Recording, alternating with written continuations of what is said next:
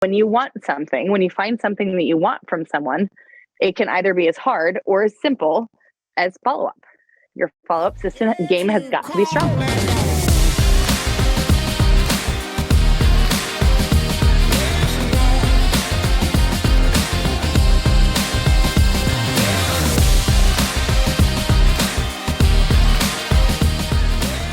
How's your day? You crushing it?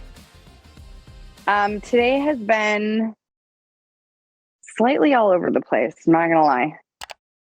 Oh wow! Today is like the ADD day of the week, I guess. I'm like, oh, okay. So man, I'm sitting with it, because the truth is that when I have days like this, trying to force myself to do any one particular thing is the wrong answer. Man, I think it's the reason why that's coming up for you, because like it came up for me last specifically like 4 weeks, and I just finally I'm coming out of my ADHD, like, oh, I got all these balls in the air. It's pretty crazy. Like, it's crazy. Like, literally the last few hours, I had this epiphany in terms of, this has been a really conversation between me and you, but like,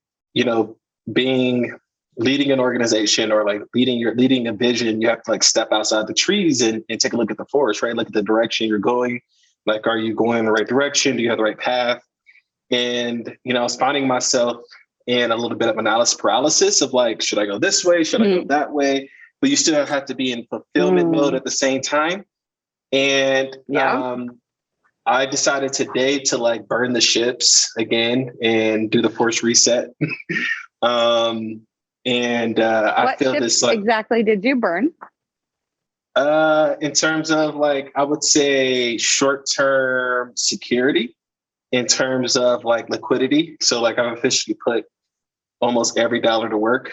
So 2% is liquid. Oh, nicely done. And so that was that like kind of like freaking out yet? No. I'm like very motivated, and like I feel like my back is against the wall because I'm in another country right now. The new year is going in. We're launching this pod, middle of merging businesses, and still working on fulfillment. So it's like almost forcing myself mentally to be very focused and get to the path of least resistance and not overthink. So it's kind of forcing my hand to just keep executing at a higher level, like the 1% slight edge execution. You know what I mean? That like that faster decision, that like get two things done and not that one thing done in the hour. Just like the super little things that like compound. And so I like literally as soon as I did, I went to the gym. I had so much energy, like I needed to go work out. So I just got back from the gym, and I'm ready to work. Yeah. Yep. So word to the wise, be mindful of that energy. Okay. When it comes back, when you come out of it and you're like, okay, I'm motivated. Do not stomp on the gas. You have to learn to successfully accelerate faster than you usually would. Yes, but successfully accelerate at what we call like a compatibility rate. Something that can be consistently compatible with everything the world can throw at you in the next 7 to 10 days. Does that make sense? Interesting. So like, is it something to do with burnout? Like, unpack that a little bit more. Well, no, does the sentence that I just spoke make sense? Do you understand what it is? So in terms of like, essentially like you said not stepping on the gas, so like not like going like over, like go from one extreme to the other extreme. Is that pretty much exactly what you're saying? Or, that is exactly what I'm going. Yeah. Okay, so the why behind it is it has a lot to do with, it's not burnout so much, but it's called burn through. You will burn past pieces and parts of an idea. You will dismiss things, like get unnaturally good at dismissing things that have a longer execution path. It makes you look at things with what we call speed moment, like speed vision, speed momentum. If I can't have it right now, no, then that's not the way to go. There's a better way. There might not be. And if you're being effective with your energy, you won't run into that problem. Yeah. So it's almost like having some flexibility as well, right? I'm very clear on like my three about being rocks. Responsible.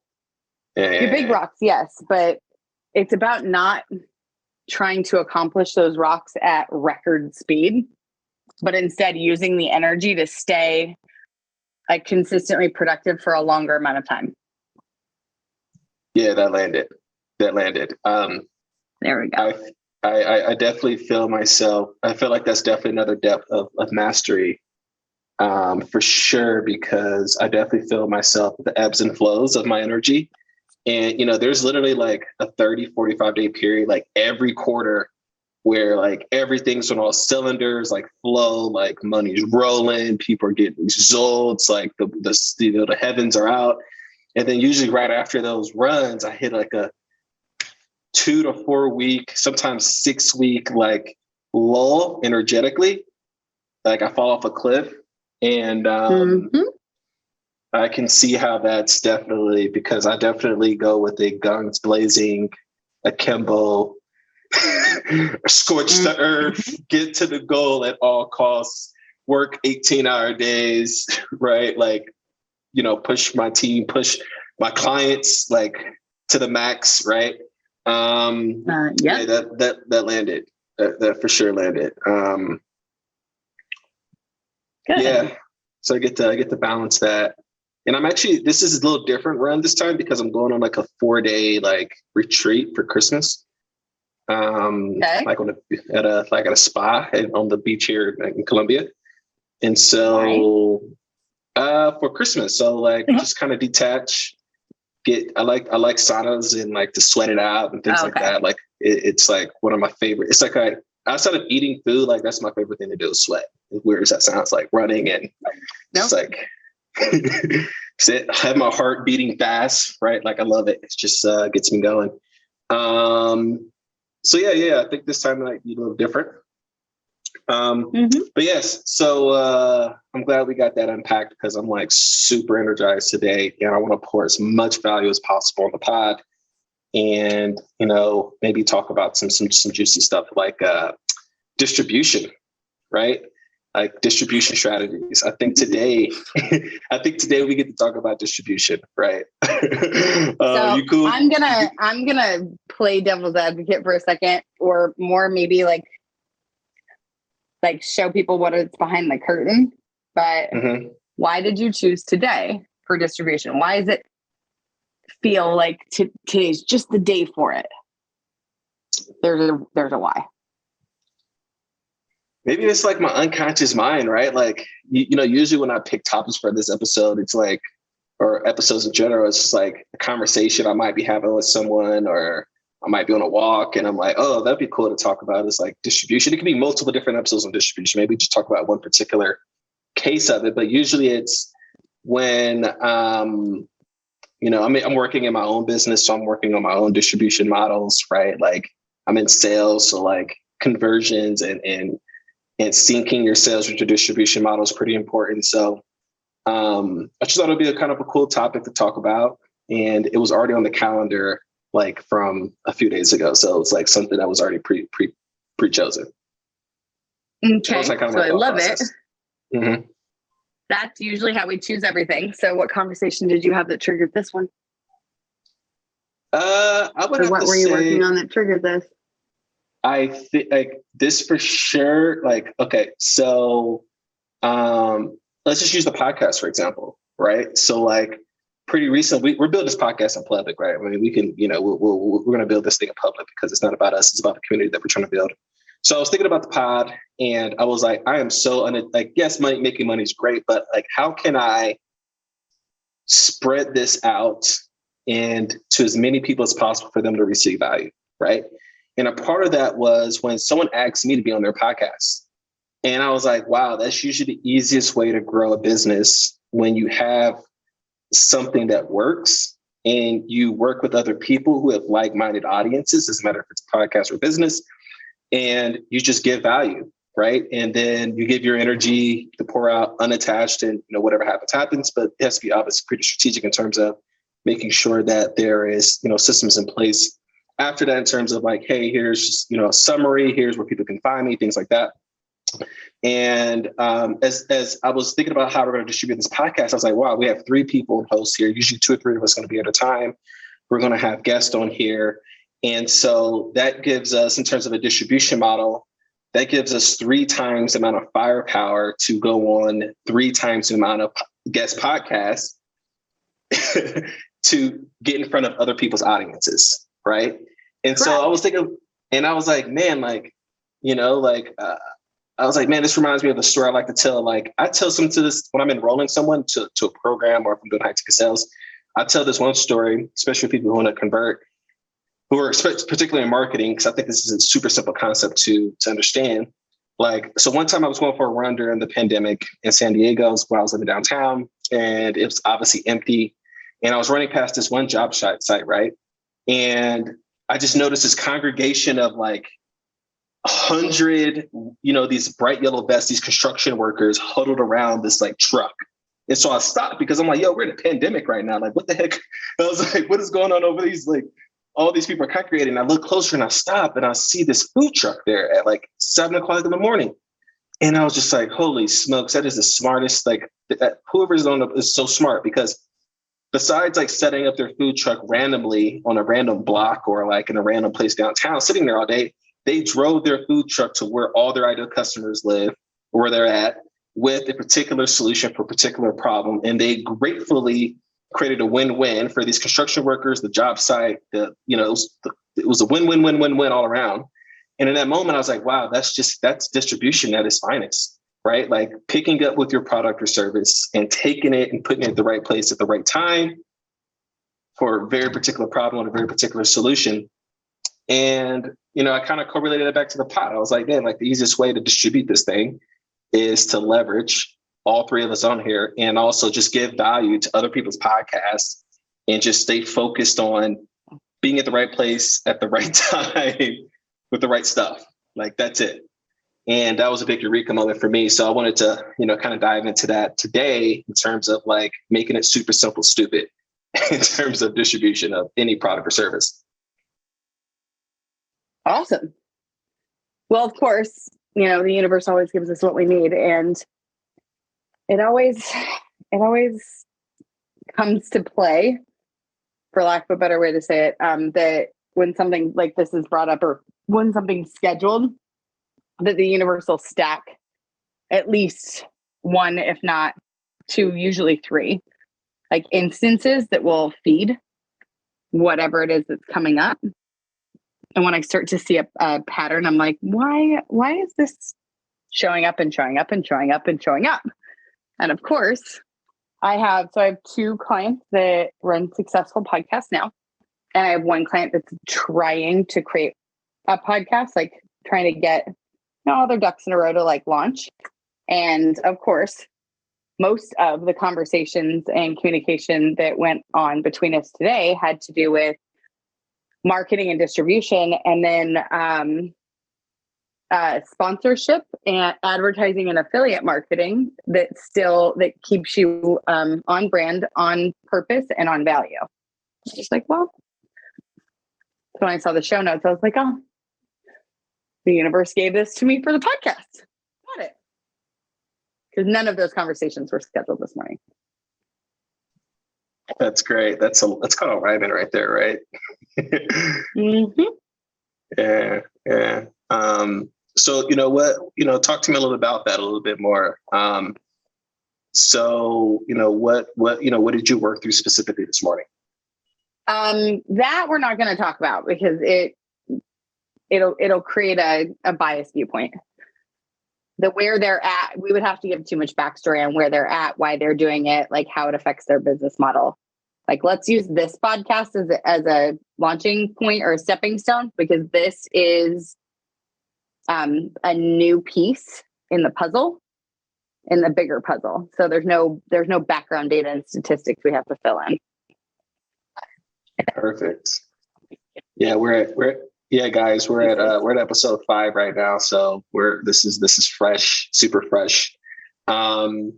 So we can unpack this a little bit in terms of like, how we plan on unpacking this, and what systems we plan on setting up and things like that. Cool. So where should we start, Heather? Where are we guiding this ship? Because I can go on for days. So I want you to guide this a little bit. I want you to moderate this one. You want me to moderate this one? So like let's start with the fact that set some definitions for distribution. Okay. Mm-hmm. So first and foremost, distribution happens after, and I will not repeat myself, after you've proven process. So the product already has to work. Now there are only 2 distribution models that happen either in time with proof of concept or prior to proof of concept. And they require something much, much more than most business owners can get their hands on. So the only 2 that I won't talk about publicly unless we have like a backstory to put it against, because it doesn't make sense. But distribution happens after proving process, which means you got to have a product that's viable, sellable, and has a market. Okay. Secondly, what does distribution mean to people? Is distribution how you get it in front of somebody, how you get somebody to to show interest in something, or is it like how you get somebody to say yes to it? What do you think?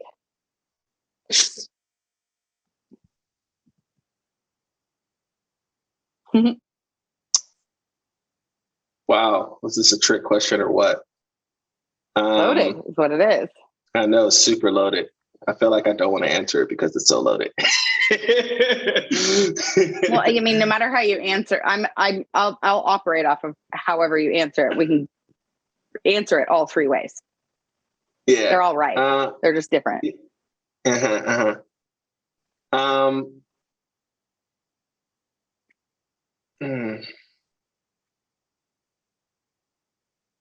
gonna go with after the yes. How do you get someone to say yes? Mm-hmm. So distribution in light of sales. Okay. Mm-hmm. So when it comes to distribution in light of sales, you need a handful of things. Just like any other business, you need a delivery system, whatever that may be, and that's a totally separate podcast. And you need an avatar and an audience. And then it's a marketing conversation. Then it's a how, testing, have fun with it conversation. But your avatar is the most important part of all of that. You can always solve the delivery system and you can always solve audience. But those don't happen while you're moving. Like those 2 happen while you're moving. Like avatar does not happen while you're moving. You have to know who you're going after. Who needs this? You have to be able to define them logistically, by metrics, and by what we call uncommon features. Yeah, it should be almost feel like it's controversial, right? In terms of like you're speaking so specifically to such a specific person. Like that's the only way you'll pierce through the noise, right? Like speaking like very directly to a very specific person. Yeah. The rule of thumb with avatars is that if you don't have haters, you are not talking to the right audience. Like you have to be like crazy controversial. You have to be somebody that gets a yes or a no out of anyone and everyone that you put it in front of, because you're only putting it in front of a niched audience. But if people go, well, I mean, that sounds nice, or that could be fun. Oh my goodness. If anybody ever maybe'd my product, I literally would consider going back to the drawing board. I'd be like, yep, nope, I'm not doing this right. Somebody maybe my offers or maybe my content. I'd be like, nope, there's not a maybe in it. People may maybe like, where do they fall into it? Or am I ready for it? Sure. But they shouldn't maybe like the product or the outcome. If somebody's maybe in your product and your outcome and you have proof of concept, you are talking to the wrong audience. Mm-hmm. So the maybes is a sign that you're not talking to the right people, huh? If you have a proof of concept, if you have something. Yeah, that's interesting. If you know the product's viable and you know that there's a need and viability in the product outside of that, then it's avatar and audience. Mm-hmm. Mm-hmm. But when it comes to distribution, like if you nail an avatar, then you take that and you go, who has access to this type of person at what speed? You have to look at what rate of speed do I want to grow? What can I take on? Don't, stick your foot in your mouth and say, I can take on 100 and only be able to do 20. That is a business killer in its own right. And that's death by indigestion. Yep. And then outside of that, it's like, okay, so where is this audience? Where are these people? How can I get my hands on, get in front of, get these humans? How, where, when? Now we're talking about like the distribution for this podcast. Yeah. Who has an audience that's interested in our content? Who has our ideal avatar? Go to them. Great. And so I'm going to make a couple. This is the teaching episode. You might want to put in parentheses in the show notes, like FYI, this is a teaching episode. Please bring a notebook.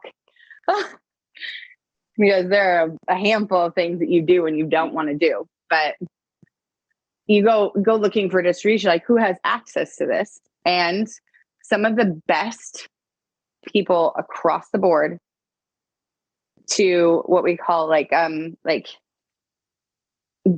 to market with instead of market for or on or against or towards is they're called centers of influence. And that's what one of my coaches called them at one point. But it is people who identify the same key target characteristics in an avatar, and they serve a different problem solution. So they serve in a different industry. That makes sense? Oh yeah, that landed for sure. Yeah. Okay. I'm like, you get to banter with me today because this one's a fun one. You and I have played this game, 4 or 5 times now? Figuring these out, but it can be as hard or as simple as that, but you have to find somebody who serves the same audience, solves a different problem. Yeah, and the only way you'll know that is by doing your homework, like actually stepping into a funnel, actually listening to their episodes, like actually like understanding like what people is this person attracting, how are they delivering, the customer journey, or how they're delivering their value, and do you ethically and energetically align with how this person delivers to this particular audience? Like, are you like a really good fit in alignment, right? And I'm a big fan of the Dream 100 or Dream 10, right? Like there's lots of different names for it, but like I love breaking this stuff down by phases of like for instance, for us, what I plan on doing while I'm on the beach in Colombia is I literally blocked my calendar for 4 hours to listen to other people's podcasts on 2x speed. And like how I'm going to like self-select is I'm gonna give it the first 10 minutes. Actually, probably more like 5, honestly. First 5 minutes. And if I vibe with that person, I'll keep listening. If I don't, 2 minutes. I choose 2 minutes is even better. I can get more done. If I don't vibe within 2 minutes, then I'm not even gonna like go deeper. I'm not even gonna go deeper. I'm gonna go through. My plan is to at least attempt to filter 100 different podcasts to figure out who do I vibe with, who can I give value to their audience for, do I energetically align, do I believe in, do I think they're ethical, right? Because there's a lot of BS out there as well. And if I do, then I'm going to listen to their stuff. Like, I'm not just going to listen to one episode. I'm going to try to listen to 2, 3, 4 episodes and then reach out about very specific things of why I want to work with them. Here's what I want to speak about. And here's, and make it, like a sales process, to give them a binary option. Hey, you want to talk about this topic or this topic? And here's my calendar for us to book a call. Or can you send me your calendar? Right. So like be very certain. Go for it. So I want you to back up one step, because you skip something that is crucial that you do naturally.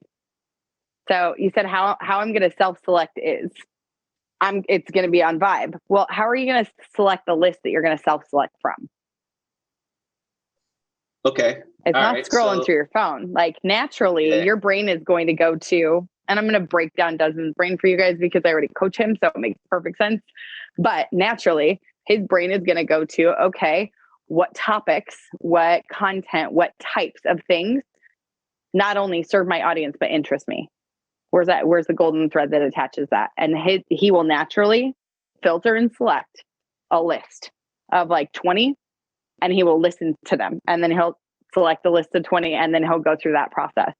But picking the where to start is as simple as what serves my audience, what kind of information serves my audience, and what interests me. Because once you see whether or not they have like what we call that cohesive, that similar audience, what you talk about on their podcast matters to your audience and your podcast just as much. Like what you converse with, what value you bring to their podcast matters to your podcast. It matters what value you bring to someone's business matters to your business and how it shows up for your business and the ripple effect that it causes and the viewpoint and being a subject matter expert, the integrity in it. It covers everything. And that's the piece. Des, you've always done that naturally. That's the piece that you just do. I was going to literally tell the audience, I was like, even though we're talking about a podcast, like I literally used this strategy to build a multi-million-dollar book of business in corporate. Didn't know anything about essentially like the industry I was in. I literally got a list of 1,000 leads, right? And I literally took 10 leads out of 1,000 out of the time, and I researched everything about them. And then I organized them as like, who's the people that I want to work with, who I don't want to work with. And then I called the people. This is the number. I called the people that I didn't want to work with to practice how I will pitch to the people that I do want to work with, because I didn't want to burn my good leads on my first time. Right. So like I literally done 6 months and built relationships that turned into millions of dollars. And so like it's tried and like at the end of the day, it comes up to a numbers game. It comes to some type of process and then a follow-up system. So like the people I didn't get a hold of, right? I didn't just like walk away from the table and say, hey, I tried. I literally went into my calendar and I put in call so-and-so name. Here's their number. And here are the notes that I have about them on my calendar for a week. And then if I didn't get a hold of them that next week, I did another week out. And I just kept calling over and over again until I got a yes or a no, right? And so you can tell that this stuff stacks up. And if you're persistent, usually by the third touch, and here's free game, guys, like this is the game. By the third touch, they're going to reply. They're gonna be like, who the heck is this person? Okay. All right. You're doing like, you must have something. I'm just curious now because you're the only person that keeps calling me or keeps emailing me or keeps texting me. And so like, they're naturally curious about what the hell do you have to say? Right. It literally happens. Or they're like, hey, I see you and I'm out. Like I just don't have the bandwidth for it. I mean, Desmond talked about this yesterday on the last episode. He talked about it on the last episode about being like, he knew that he was one of my unicorns and that was that moment, but he came after me for months to get me to get on a call to ask me to coach him, asking to become a client. He took him months to get me on the phone. Not usually the methodology that businesses use, but when you want something, when you find something that you want from someone, it can either be as hard or as simple as follow-up. Your follow-up system game has got to be strong. Absolutely. And I'll even take it one step further in terms of creative follow-up. Like being a person of value, following up is like giving steroids to Barry Bonds, right? Like you will hit the ball out of the park. And so like the more value you can bring to the follow-up game, we'll use this as an example as podcast, like here's the strategy I'm planning on using. I am going to like, if there's probably going to be out of the 100 people that I'm going to look to build a dream list of people that I want to work with, there's probably going to be 20% of them on that list that are like must-haves. Must-have be a guest on the shows, I must get on their show, right? Like it's a perfect alignment. Like I want it. And so what I'm going to do is I'm going to dedicate a little bit more time to those 20 more than the other 80, right? No offense to the 80 people. If you probably listen to this podcast, I still love you, but you know, you gotta allocate your time, right? Time is a form of capital. Capital allocation is very important as an entrepreneur, which we'll talk about in another episode. And so out of those 20 people, I'm planning on going very deep. LinkedIn, website, I'm going in their funnel. I'm looking at their email chain. If they have a sales process, I'm gonna probably buy like a little tripwire and go through that sales process. And if I find a loop or a gap, like for instance, here's a common gap.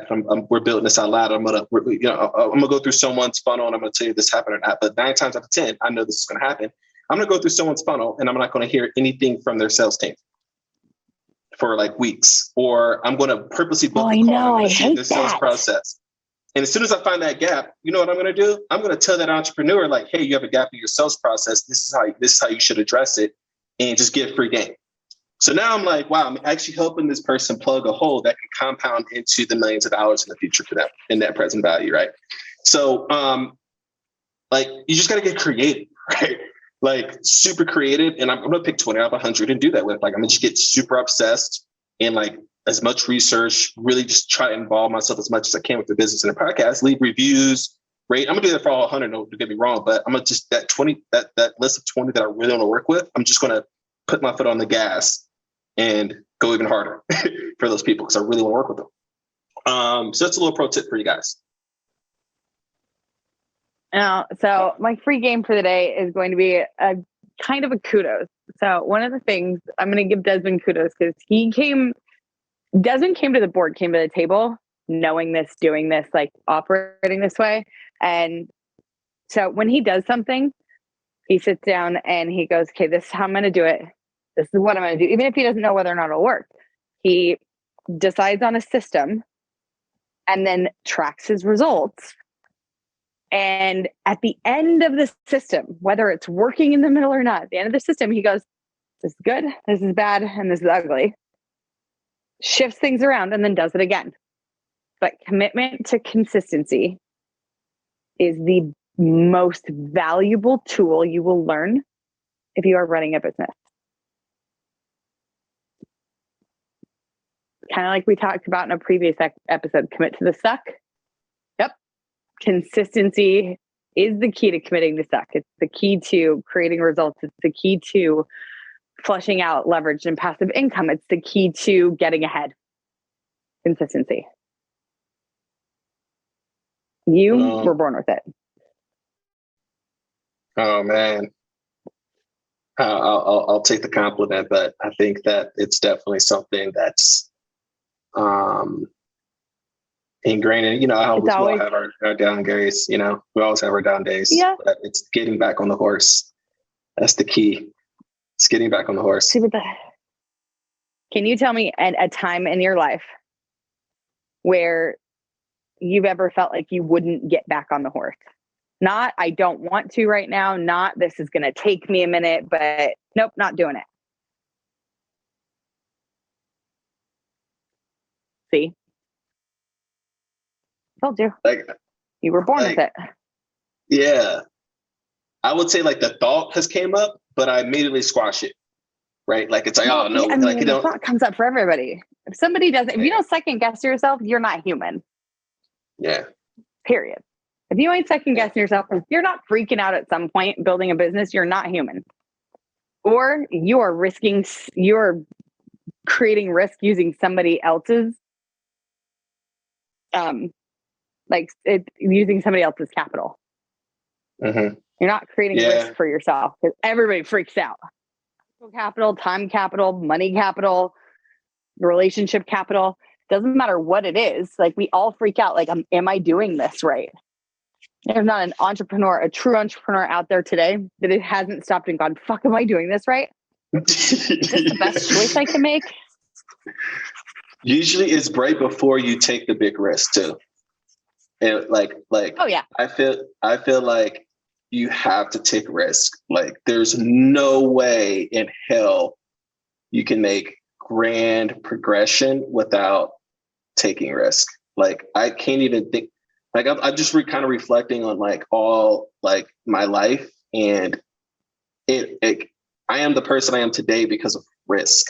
And if you're listening to this, you're an entrepreneur, you could probably reflect back and like think like, wow, like I remember I left that job with $5,000 in my bank account and so, or, you know, I walked out, like I left my marriage of so years. I left that job. I did that thing.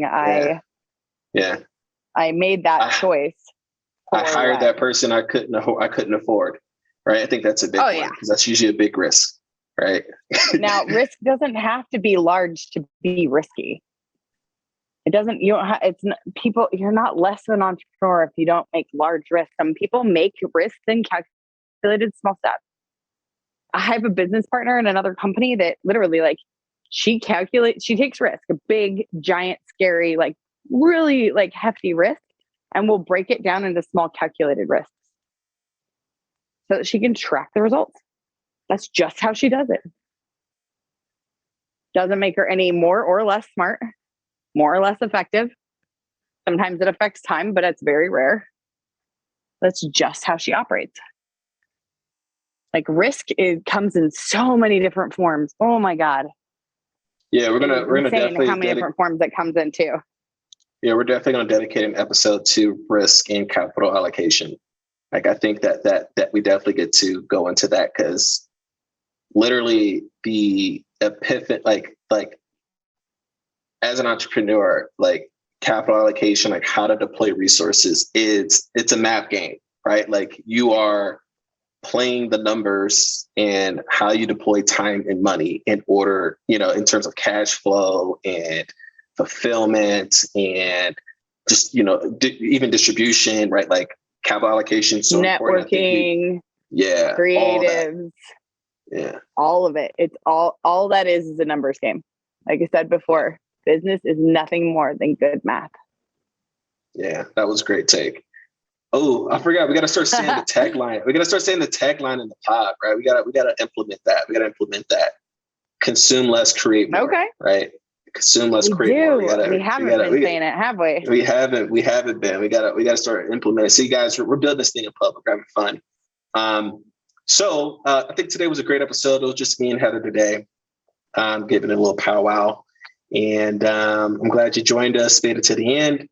And like always, hit that rating button, leave us a review, show some love, share it. If you want to be on the show, once again, go to our website, campfirecapitalism.com, and request to be on the show. We'll love to play with other entrepreneurs, and we'll probably start having more guests on here after episode 10. But at least for the first 10 episodes, it's going to be just us kind of unpacking and setting the tone for the next few years with you guys. So once again, thanks for the show, for coming, and we're out.